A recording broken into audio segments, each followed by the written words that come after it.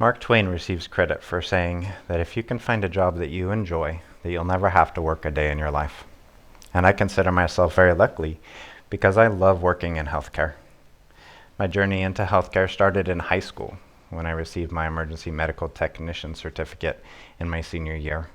And then I joined the Army and I trained as a combat medic.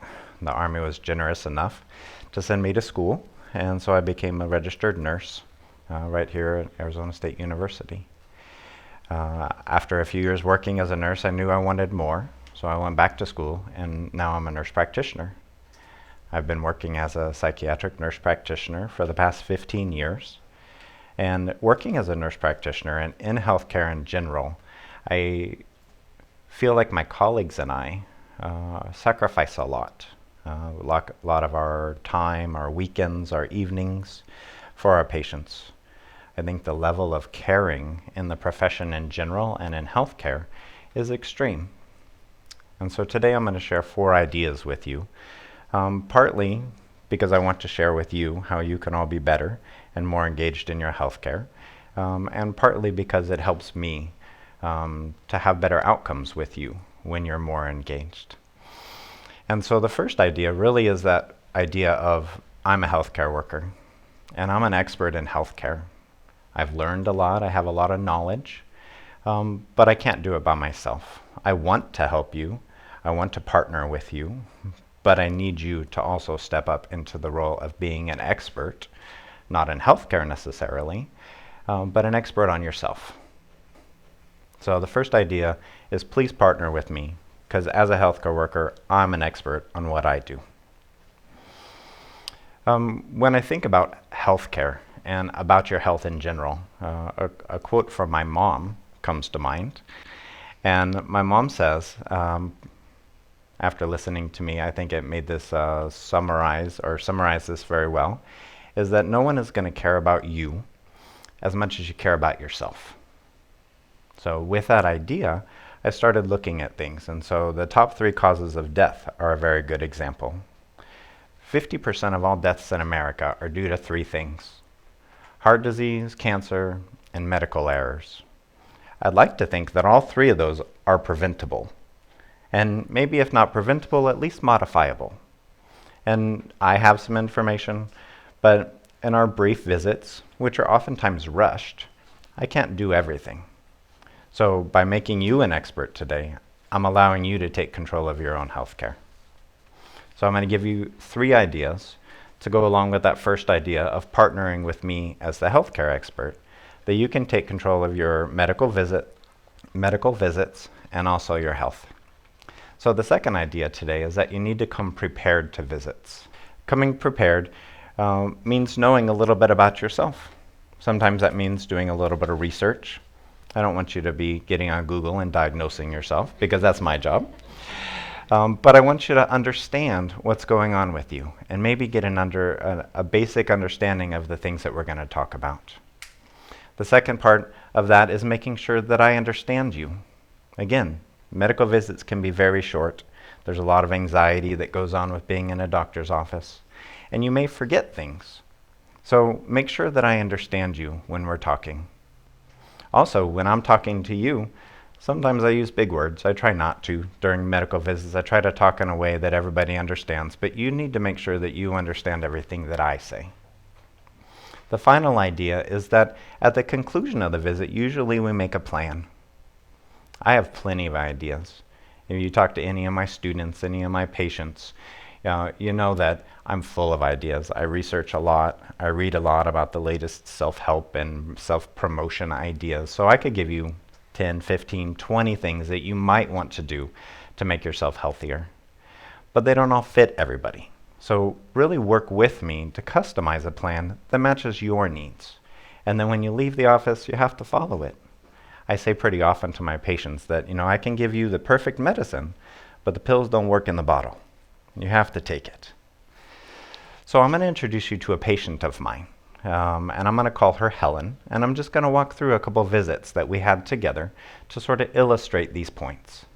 And the first visit I had with Helen, I remember pretty clearly. She had come into my office, she had filled out her registration paperwork, on the registration paperwork, she had said that she had had depression for many years. That's a very common diagnosis that I deal with day in and day out. And so when she came back to this office, it wasn't a surprise to me that she looked sad. Like her eyes were sad. Her posture was sad. She hardly could answer questions. She wasn't prepared at all for our visit. Even though she had been having depression, she had seen multiple doctors. Most of her answers to my questions were, I'm not sure, I don't remember. And so coming prepared to the visit is so important. My first visit with Helen was mostly asking questions, not getting much information, and just planning for the next visit. So we're not really able to take that first step of action to getting her to feel better. When I say prepared, the basic things that I would want to hear during this visit or for you to know are things like your family history. I'd like for you to pay attention to what's going on with you. Maybe take a few notes. I love it when patients come in with a notepad where they've written down their symptoms or they've written down questions. Because again, visits are short, so we don't have a lot of time, and I don't want you to forget something, either that you need to tell me or something that I tell you. In Helen's case, I gave her an assignment, a list of questions that she was going to go home and she was going to ask her past doctors, her family members, and herself about what was going on with her. The second visit, she was visibly more confident. She came into the visit with information. She had some things written down. She was able to tell me that depression actually runs quite frequently in her family, and that multiple people in her family actually did really well with the same medicine. This is something that we would have never known, and it's not uncommon for me to experiment with numerous medications before we find one that works for somebody. So we're able to go from that coming prepared to the understanding part of the visit.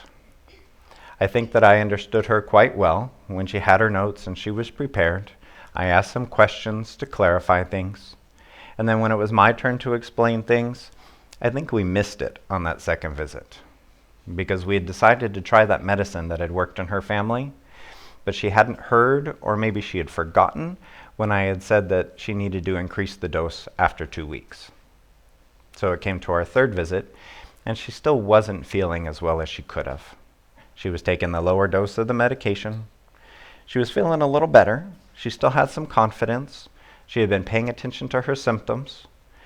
But when it came to that third visit, we really worked on communicating, and then the plan really came into place because she had started feeling better. She had started feeling well enough that she could actually start participating more. And so the third step, actually the fourth idea, but the third step in your visit is making that plan together.